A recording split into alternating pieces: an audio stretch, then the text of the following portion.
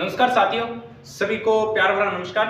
और आज अपने बात करेंगे जो हमारी लास्ट क्लास के अंदर हमने सभ्यताएं चल रही थी, हमारा जो टॉपिक सभ्यता चल रहा था उन पर आज हम विचर्चा करने वाले हैं। और पीछे की 5 सभ्यताएं हमने एक क्लास में हमने देख ली थी। उसमें कालीगंगा सभ्यता मैंने एक वीडियो पहले डाल रखा है, उस क्लास को देख लेना। चलिए आज अपने बात करें नेक्स्ट आगे जो 5 सभ्यताएं हैं उनको कैसे याद रखना है स्टूडेंट्स, और किस तरीके से अपने जीके को कठिन नहीं लेकर चलना है, बिल्कुल आसान वे के साथ अपने पढ़कर चलेंगे। ठीक है, बस एक ही रिक्वेस्ट है कि वीडियो पूरी देखना, ताकि आपको पूरे का पूरा, जब तक आप क्लास को पूरा नहीं देखते हो तब तक आपको किसी हालात में सभ्यताएं या कोई भी जो जीके का टॉपिक होता है वो किसी हालात में समझ में नहीं आता है। ठीक है, तो पूरी क्लास देखना, उसके बाद मुझे बताना कि ये क्लास कैसी लगी थी आपको, क्या इसमें कमी है, उस कमी को सुधारा जाएगा और आपको निरंतर आपकी सेवा के अंदर मैं हाजिर रहूंगा। जय हिंद, जय भारत। चलिए आज की हम सेशन की शुरुआत करते हैं। ठीक है, हमारा टॉपिक चल रहा था इतिहास के अंदर राजस्थान की सभ्यताएं चल रही थी। हिस्ट्री के अंदर हमारा टॉपिक क्या चल रहा था, राजस्थान का इतिहास हम पढ़ रहे हैं। इतिहास के अंदर मैंने जो राजस्थान की सभ्यता शुरू कर रखी थी, मैंने कल गणेश्वर सभ्यता, गिलुंड सभ्यता और बालाथल सभ्यता ये पढ़ा दी थी। आज अपने नेक्स्ट सभ्यता के बारे में बात करने वाले हैं। आज की क्लास की स्टूडेंट्स हमारी जो सभ्यता रहेगी, पहली सभ्यता आज हम बात करेंगे विराट सभ्यता। विराट सभ्यता शुरू करने से पहले एक बार फिर आप सभी का मोस्ट वेलकम है और मैं मनोहर लाल आप सभी का स्वागत करता हूं। एक ही रिक्वेस्ट रहेगी, वीडियो को ज्यादा से ज्यादा शेयर करना, चैनल को सब्सक्राइब भी करना, सेशन को लाइक भी करना। ठीक है, चलिए अपने कोशिश करेंगे विराट सभ्यता को यही कम शब्दों के अंदर और अच्छे एक वे के साथ इनको पढ़कर छोड़ेंगे, ताकि किसी प्रकार की समस्या हमारे सामने प्रस्तुत ना हो। चलिए सबसे पहले हम बात करते हैं विराट सभ्यता। गुरुजी विराट सभ्यता है क्या ये विराट सभ्यता वही है जिसको हम विराटनगर कहते हैं? क्या ये विराट सभ्यता वही है जिसे हम क्या कहते हैं, विराटनगर कहते हैं? ये भी ध्यान में रखना है, क्या ये सभ्यता वही है जिसे हम क्या कहते हैं, विराटनगर कहते हैं? हमें एक बार इसको पढ़ना है, जबकि इतना सा ही हमें फैक्ट याद में रखना है कि विराटनगर भी कहते हैं। विराट सभ्यता को क्या कहते हैं, विराट सभ्यता को विराटनगर भी कहा जाता है। ठीक है, एक चीज हमें देखनी है, प्रश्न पूछेगा विराट से कि विराटनगर भी कहते हैं इसको विराट सभ्यता, या इसे हम विराट सभ्यता भी कह सकते हैं। ठीक है ना, इसे हम क्या कह सकते हैं स्टूडेंट्स, इन विराट सभ्यता भी बोलो है कहां, ये हमें पता होना चाहिए अच्छी तरीके से। विराट सभ्यता हमसे प्रश्न पूछ लिया गया था स्टूडेंट्स, है कहां पर? हाल ही के अंदर जो जितने भी भर्ती एग्जाम होते हैं ना, उनमें विराट सभ्यता से एक क्वेश्चन पक्का कन्फर्म हमें देखने को मिलता है। विराट सभ्यता हमें याद रखनी है, विराट सभ्यता है कहां, ये प्रश्न बनेगा। ठीक है, तो ये शाहपुरा उपखंड में, कहां पर है विराट सभ्यता? शाहपुरा उपखंड में। शाहपुरा उपखंड है कहां गुरुजी, ये प्रश्न पड़ेगा तो हम लिखेंगे शाहपुरा उपखंड हमारा जयपुर। ठीक है, चलिए इसको याद कैसे रखना है, जैसे इधर एक पहाड़ी पड़ती है, उस पहाड़ी का नाम है विराट की पहाड़ी। कौन सी पहाड़ी? विराट की पहाड़ी। प्रश्न एक यहां से सीधे का सीधा हमें फैक्ट में याद रखना है कि विराट की पहाड़ी है कहां, तो ये जिला हमारा याद में रखना है, हम याद रखेंगे इसे जयपुर। विराट की पहाड़ी कहां है स्टूडेंट्स? विराट की पहाड़ी हमारी जयपुर के अंदर है। विराट की पहाड़ी स्टूडेंट्स कहां है? विराट की पहाड़ी जयपुर में है। यही विराट की पहाड़ी से एक नदी निकलती है। ठीक है, विराट की पहाड़ी से एक क्या निकलती है, यूं करके एक नदी निकलती है। उस नदी का नाम क्या आता है स्टूडेंट्स? उस नदी का नाम है बाणगंगा। ये हमारी नदी कौन सी है? ये नदी है बाणगंगा। ठीक है, ये हमें याद हो जानी चाहिए अच्छे तरीके से, बाणगंगा। ठीक, अभी इसी ये देखो पहाड़ी मैंने लिखाई है कौन सी, विराट की पहाड़ी लिखाई है। कौन सी पहाड़ी लिखाई है? विराट की। विराट की पहाड़ी है कहां? जयपुर में। तो याद रखेंगे हम, इसी नदी के पास में एक सभ्यता विकसित है, उस सभ्यता का नाम है विराट की सभ्यता। ये प्रश्न हमसे बहुत बार पूछा गया था कि विराट की सभ्यता कहां पर है, किस नदी के पास में है, तो हमें याद हो जाना चाहिए विराट की सभ्यता कहां पर है। विराट की सभ्यता जयपुर जिले में बाणगंगा नदी के किनारे है। कहां पर है विराट की सभ्यता? जयपुर जिले में बाणगंगा नदी के किनारे है। ठीक है, चलिए यानी कि हमें एक तो पता चल गया है कहां, जयपुर के अंदर। ठीक है, उसके बाद हमारा जो प्रश्न मैंने बताया था कि कौन सा बनता है, नदी का बनता है। नदी, किस नदी के किनारे है विराट सभ्यता? तो हमें याद रखेंगे बेराट सभ्यता हमारी हो जानी चाहिए किस नदी के किनारे? गुरुजी बाणगंगा। बेराट सभ्यता है कहां, ये ध्यान में रखना। बेराट सभ्यता शाहपुरा उपखंड जयपुर जिले के अंदर है, किस नदी के किनारे है? तो याद रखेंगे बाणगंगा नदी। कौन सी नदी मेरे भाई मेरे स्टूडेंट्स? वो नदी हमारी हो जानी चाहिए बाणगंगा नदी। कौन सी नदी? बाणगंगा। क्या सर बाणगंगा से और भी प्रश्न बनते हैं क्या हमारे? ये भी हमें याद में रखना है। प्रश्न ये बनेगा क्या बाणगंगा नदी से और भी हमारे प्रश्न बनते हैं कि स्टूडेंट्स? हमें इस तरीके से याद रखना बहुत जरूरी है। देखिए बाणगंगा नदी, बाणगंगा नदी को अर्जुन की गंगा भी कहते हैं। बाणगंगा नदी को अर्जुन की गंगा भी कहते हैं। गुरुजी ये तो वही बाणगंगा नहीं है कि जिसे हम ताड़ा नदी भी बोलते हैं? बिल्कुल भाई, ये वही नदी है जिसे हम क्या बोलते हैं? ताड़ा नदी भी कहते हैं। इसे हम अर्जुन की गंगा भी कहते हैं। ये तो वही नदी है जिसे हम ताड़ा नदी कहते हैं। हाँ भाई ये वही है। क्या गुरुजी ये वही नदी है जिसे हम रुंडित नदी भी कहते हैं? अरे वाह क्या बात है, ये तो वही नदी है जिसे हम क्या कहते हैं? रुंडित नदी। आपको तो अच्छी तरीके से एक एक बात पता है, फिर भी मुझसे दोबारा पढ़ना है। चलिए नदी बाणगंगा है जिसको हम अर्जुन की गंगा कहते हैं, और उसको ताड़ा नदी भी बोलते हैं, उसको हम रुंडित नदी भी कहते हैं। ठीक है, इसी नदी के पास में एक सभ्यता विकसित है, उस सभ्यता का नाम क्या है? हमारा बाणगंगा सभ्यता, सॉरी बेराट सभ्यता। कौन सी सभ्यता है? बेराट सभ्यता। ठीक है, चलिए अब हमारा प्रश्न यहाँ से क्या बनेगा कि इसकी खोज कब की गई थी? ये प्रश्न हमें अच्छी तरीके से याद में रखना है। चलिए हम बात करते हैं खोज की। 1936 में इसकी क्या की गई थी स्टूडेंट्स? खोज की गई थी। 1936 में खोज किसके द्वारा? दयाराम साहनी के द्वारा। 1936 में दयाराम साहनी ने इसकी क्या की थी भाई? खोज की थी। याद हो जाना चाहिए, खोज दयाराम साहनी। सर ये तो वही दयाराम साहनी नहीं है कि जिसने सन 1922 में हड़प्पा सभ्यता की भी खोज की थी? ये तो वही नहीं है क्या जिसने 1922 यानी कि 21-22? दयाराम साहनी 1936 में तो इसने किस सभ्यता की खोज की थी? बेराट सभ्यता की खोज की थी 1936 में।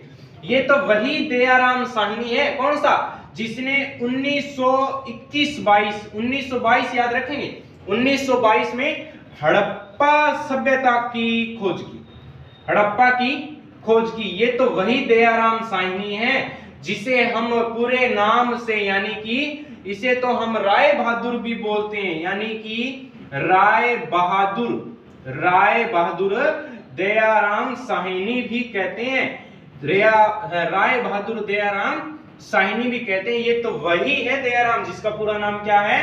राय बहादुर साहनी। दयाराम साहनी का पूरा नाम पूछेगा स्टूडेंट्स तो याद रखेंगे हम, दयाराम साहनी का पूरा नाम राय बहादुर साहनी था। क्या था? राय बहादुर साहनी। और दयाराम साहनी ने ही 1936 में बेराट सभ्यता की क्या की थी स्टूडेंट्स?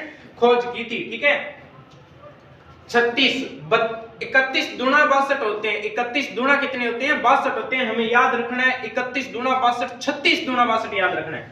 क्या याद रखना है? 36 को 2 से मल्टीप्लाई होते 31 दूना है, बल्कि 36 दूना 62 कितने? 36 दूना 62 यानी कि 1962 याद रखें। 36 दूना 62, 1962 में इसका क्या किया गया? उत्खनन किया गया था। ठीक है, 1962 में इसकी क्या किया गया था? उत्खनन किया था। किया किसने था? तो याद रखेंगे 36 दूना 62 यानी कि 6 को उल्टा लिखेंगे 9 बनता है। नील रतन बनर्जी, नील रतन बनर्जी। याद हो जानी चाहिए मित्रों, क्योंकि यहां से प्रश्न सीधे का सीधा पूछ रहे। चलिए एक बार इनको मैं दोबारा दोहराता हूं। बेराट सभ्यता है कहां? विराट सभ्यता भी बोलते हैं इसको। है कहां? शाहपुरा उपखंड जयपुर में है। नदी कौन सी है? किस नदी के पास विकसित है? प्रश्न ये सीधे का सीधा बनेगा। तो हमें याद में रखना है अर्जुन की गंगा। कौन सी गंगा? अर्जुन की गंगा, बाणगंगा नदी, यानी कि इसे हम अर्जुन की गंगा भी कहते हैं, इसे हम ताड़ा नदी भी बोलते हैं, इसे हम रुंडित नदी भी कहते हैं। ये हमें अच्छी तरीके से याद हो जाना चाहिए। चलिए उसके बाद हम बात करते हैं खोज की। 1936 में खोज की गई। 1936 में क्या की गई? 1936 में इसकी खोज की गई किसके द्वारा? दयाराम साहनी के द्वारा। दयाराम साहनी है तो वही दयाराम साहनी है जिसने 1922 में हड़प्पा की भी खोज की थी। बिल्कुल आपकी बात सही है, ये तो वही दयाराम साहनी है जिसका पूरा नाम राय बहादुर दयाराम साहनी है। बिल्कुल ठीक है। 36 दूना 62, 36 दूना यानी कि 1962 में उत्खनन किया गया नील रतन बनर्जी के द्वारा। ठीक है, चलिए उसके बाद हमसे प्रश्न पूछेगा विराट का प्राचीन नाम क्या है, ये भी हमें याद हो जाना चाहिए। विराट, विराट सभ्यता मैंने लिखा है ना, विराट सभ्यता, विराट विराट विराट विराट विराट, विराट का उल्ट यानी कि एक मिलता जुलता शब्द, विराट का मिलता जुलता शब्द विराट, यानी कि ये तो इसका जो प्राचीन नाम है वो क्या है, विराटनगर है। ये स्टूडेंट्स हमारी विराट सभ्यता है, इसको इतना से एक बार स्क्रीनशॉट लीजिए, फिर आगे हम बात करते हैं प्रमुख अवशेषों की। चलिए अब हम बात करेंगे महत्वपूर्ण अवशेष कौन कौन से यहां से खोजे गए थे, उनके बारे में हम चर्चा करेंगे। ठीक है,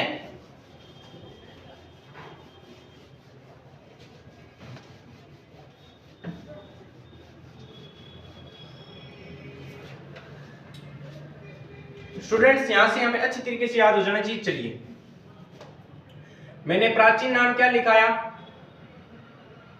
विराटनगर।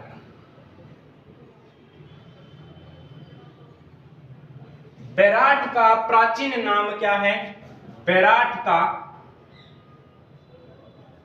प्राचीन नाम था विराट। ठीक है, विराटनगर नाम क्यों पड़ा, क्योंकि यहां का शासक था विराट। ठीक है, इसी के नाम पर इसका नाम क्या रख दिया गया, विराटनगर रख दिया गया। गुरुजी ये विराटनगर वही है क्या जो मत्स्य जनपद की राजधानी, अरे वाह क्या बात है, ये तो आपको भी याद है। यानी कि विराटनगर मत्स्य जनपद की क्या थी, विराटनगर मत्स्य जनपद की राजधानी थी। किस जनपद की, मत्स्य जनपद की विराट क्या थी, राजधानी थी। मत्स्य जनपद की क्या थी, राजधानी थी विराटनगर। ठीक है, चलिए और हम बात करते हैं इस मत्स्य जनपद ये कहां तक फैला हुआ था, ये ध्यान में रखना है। ठीक है, मत्स्य जनपद कितने जिलों में फैला हुआ है, ये हमें अच्छी तरीके से याद हो जाना चाहिए। मत्स्य जनपद था ये मुख्यतः 3 जिलों में फैला, मुख्य रूप से तो 2 ही थे, मुख्य रूप से तो ये 2 ही थे। एक तो था हमारा जयपुर और एक हमारा इसमें था अलवर। एक तो था हमारा स्टूडेंट्स जयपुर और एक था अलवर। उसके अलावा सीमावर्ती एक जिला और था। ठीक है, सीमावर्ती वो एक जिला था हमारा दौसा, ये याद में रखना। ठीक है, मुख्य रूप से कितने थे, मुख्य रूप से ये 2 ही थे मत्स्य जनपद। मत्स्य जनपद की राजधानी क्या थी, विराटनगर थी। ठीक है, राजा विराट के नाम पर इसका नाम क्या रख दिया गया, विराटनगर। ठीक है, चलिए यहां से प्रश्न हमें अच्छी तरीके से याद हो जाने चाहिए, क्योंकि स्टूडेंट्स यहां से सीधे सीधा हमसे प्रश्न पूछ लिया जाता है, क्योंकि ये एक ऐसी सभ्यता है जहां से रूबरू हमें प्रश्न देखने को मिलते हैं। विराट का प्राचीन नाम विराटनगर, विराट मत्स्य जनपद की राजधानी थी, जयपुर अलवर सीमावर्ती यानी इन तीनों के अंदर फैला हुआ था। चलिए अब हम बात करते हैं विराटनगर से अवशेष क्या क्या हमें मिले। ज्यादा नहीं पढ़ेंगे हम, वही अवशेष पढ़ेंगे जो एग्जामिनर हमसे पूछता है। ठीक है, उसके अलावा हमें फालतू बातें नहीं पढ़नी है, ये विशेष तौर पर हमें ध्यान में रखना है। चलिए यहां से जो अवशेष मिले हैं वो 3 ही पहाड़ियां याद रखनी है हमें, तो 3 पहाड़ियां ऐसे करके इस तरीके से, यानी स्टूडेंट्स हमें 3 पहाड़ियां लेनी है छोटी छोटी सी, 1 2 और 3। इस तरीके से हम एक पहाड़ी ये हो जाएगी, एक ये हो जाएगी और एक ये हो जाएगी। ठीक है, चलिए सबसे जो पहली पहाड़ी थी, इस पहाड़ी का नाम है भीम डूंगरी, भीम डूंगरी। फिर हम याद रखेंगे बिजक पहाड़ी। कौन सी पहाड़ी, बिजक डूंगरी भी बोल सकते हो या बिजक पहाड़ी भी बोल सकते हो। ठीक है, भीम डूंगरी, बिजक डूंगरी। तीसरी हमें याद रखनी है, तीसरी का नाम था गणेश डूंगरी। तीसरी हमारी कौन सी डूंगरी है, गणेश डूंगरी। ठीक है स्टूडेंट्स, इसी गणेश डूंगरी को महादेव डूंगरी भी कहते हैं। क्या कहते हैं, महादेव डूंगरी भी कहते हैं।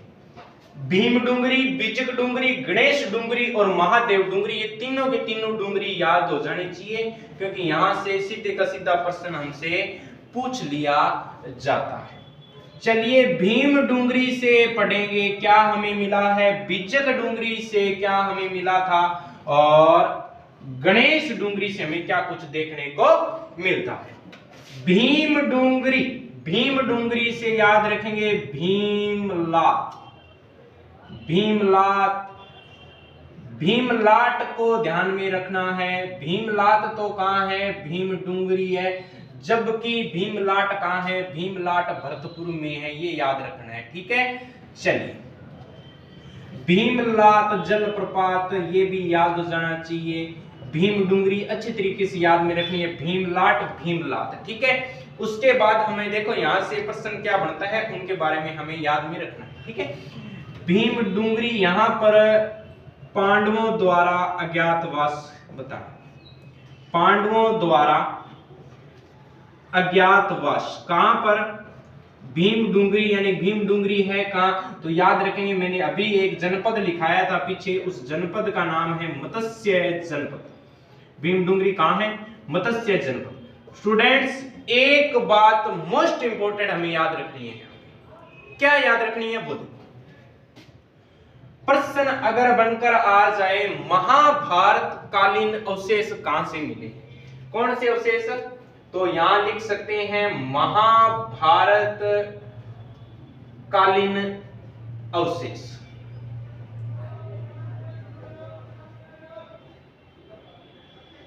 स्टूडेंट्स महाभारत कालीन अवशेष हमें कहां से देखने को मिले हैं, तो वो याद में रखना है, महाभारत कालीन अवशेष जो हमें देखने को मिले हैं भीम डुंगरी से देखने को मिले। किस डुंगरी से, भीम डुंगरी से देखने को मिले हैं। चलिए हम बात करते हैं बिज्जक डुंगरी।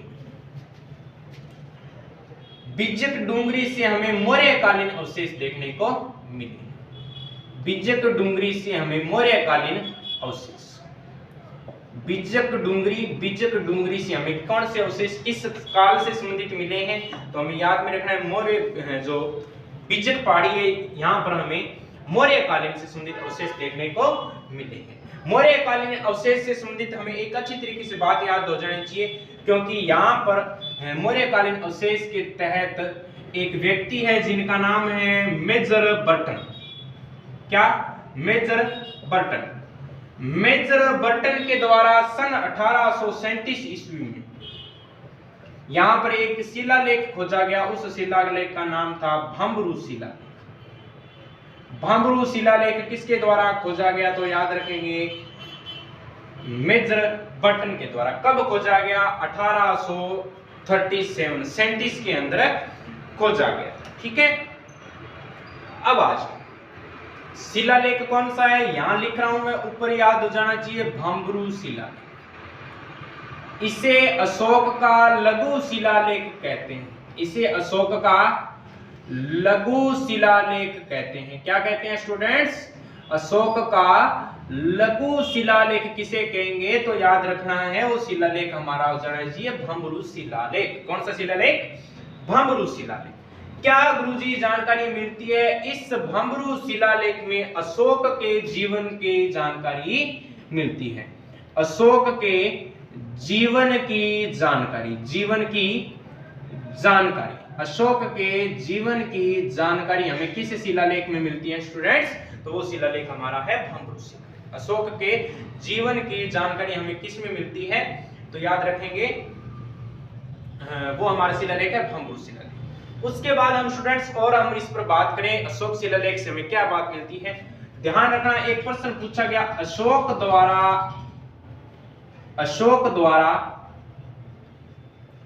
गो हत्या पर,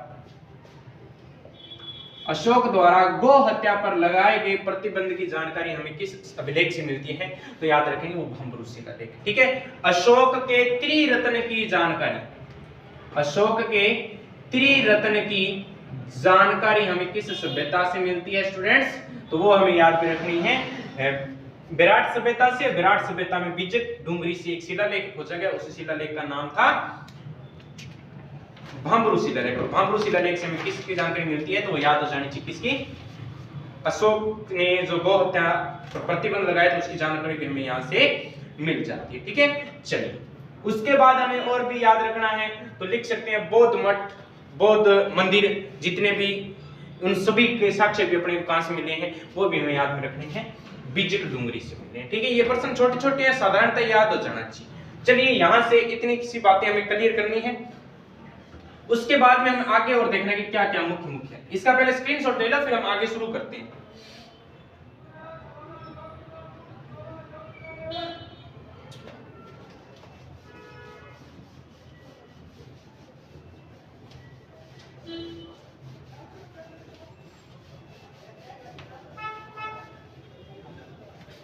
चलिए उसके बाद हम और भी बात करें, यहां से हमें कौन कौन से साक्ष्य देखने को मिलते हैं उन पर हम चर्चा करते हैं। ठीक है, नंबर 1 हम याद रखेंगे संक लिपि के साक्ष्य, गुप्त लिपि के साक्ष्य। कौन से? संक लिपि और गुप्त लिपि के साक्ष्य। सूती कपड़े में लिपटी हुई 36 मुद्रा, सूती कपड़े में कुल कितनी मुद्राएं? 36 मुद्रा मिली है। उसमें से हमें याद में रखना है 18 मुद्रा तो चांदी के सिक्के, चांदी के पंचमार्क सिक्के। 18 नहीं, 8 मुद्रा चांदी के पंचमार्क सिक्के थे और 28 मुद्राएं राजा मिनांडर से संबंधित थी, राजा मिनांडर से। ठीक है, तो याद रख लोगे हमें अच्छी तरीके से 36 मुद्रा है, जिसमें से 8 तो चांदी के सिक्के हैं और चांदी के सिक्के जो पंचमार्क थे। ठीक है, उसके बाद हमें याद में रखना है कि हवेनसोंग भी 634 ईस्वी में राजस्थान आया था। इस बात की भी जानकारी हमें कहां से मिलती है? इस बात की भी हमें जानकारी बेराट सभ्यता से मिलती है। ठीक है, तो ये छोटे छोटे से प्रश्न थे, यहां से हमें याद हो जाए। उसके अलावा हम और बात करें अकबर से संबंधित जितने भी अकबर सिक्के हैं, अकबर काल में जो मंदिर थे, ईदगाह थे, मंदिर मस्जिद थे, ठीक है, उन सब की जानकारी भी हमें कहां से मिलती है? उन सभी की जानकारी हमें बेराट सभ्यता से मिलती है। किस सभ्यता से? बेराट सभ्यता से। ठीक है, चलिए ये छोटी सी, ज्यादा अपने को हार्ड में नहीं पढ़ना है। ठीक है, ज्यादा इसको टफ नहीं लेकर चलेंगे, हम छोटे छोटे इजी वे के साथ चलेंगे, क्योंकि यहाँ से इतने हार्ड प्रश्न नहीं पूछता है, बस स्थिति को अपने ज्यादा ध्यान में रखना है। उसके बाद हम नेक्स्ट सभ्यता की बात करते हैं। नेक्स्ट जो हमारी सभ्यता आती है वो सभ्यता आती है स्टूडेंट्स नोहे सभ्यता। कौन सी सभ्यता? नोहे सभ्यता। मुख्य प्रश्न नोहे सभ्यता से क्या क्या बनेंगे वो देखेंगे अपन। प्रश्न 1 बनेगा नोहे सभ्यता है कहां? प्रश्न ये बनेगा किस नदी के पास में है? ठीक है, उसके बाद ये बन सकता है कि खोज किसने की, और उसके बाद हम याद रख सकते हैं कि जो भी हमें अवशेष हैं, अगर कोई मिला है तो उसको हम पढ़ लेंगे, नहीं मिला तो उसको छोड़ देंगे। ठीक है, बस इतने से प्रश्न हमें देखने हैं। नोहे सभ्यता है कहां और खोज खुदाई किस नदी के पास में, इतनी सी पता होना चाहिए। ठीक है, नोहे सभ्यता याद रखेंगे कहां पर है? भरतपुर में। नोहे सभ्यता कहां है? भरतपुर में। नोहे, नो जैसे अपने पंजाबी होते हैं ना, पंजाबियों में नोहे बोलते हैं बहू को, यानी कि भरत की नोहे लेकर आनी है, भरत की बहू लेकर आनी है। भरत की क्या लेकर आनी है? बहू लेकर आनी है। किसकी जैसी? रूपा जैसी, यानी कि रूपा रे। क्या याद रखेंगे? रूपा रे। ठीक है, खोज की प्रश्न, खोज से प्रश्न बहुत बार पूछा गया था और खोज हमें याद में रखनी है 1963-64 के अंदर। 1963-64 में रतनचंद्र, 1963-64 में रतनचंद्र अग्रवाल के द्वारा इसकी क्या की गई? खोज की गई थी। ठीक है कहां? तो याद हो जाना चाहिए भरतपुर में। नदी कौन सी है? तो रूपारेल है। खोज 1963-64 में रतनचंद्र अग्रवाल के द्वारा। ठीक है, अवशेष एक ही याद में रखना है, ज्यादा याद नहीं रखना है। जहाक बाबा की मूर्ति, जहाक बाबा की मूर्ति कहां से मिली है? तो याद रखेंगे नोहे से। नोहे है कहां? भरतपुर के अंदर। किस नदी के किनारे? रूपारेल में है। उत्खनन 1963-64 में आरसी अग्रवाल के द्वारा। ये अपनी नोहे सभ्यता थी। ठीक है, बस इतनी सी अप्रोच में देखना, ज्यादा हार्ड नहीं लेकर चलेंगे। ठीक है, जल्दी से इसे नोट कर लो, फिर हम आगे शुरू करते हैं।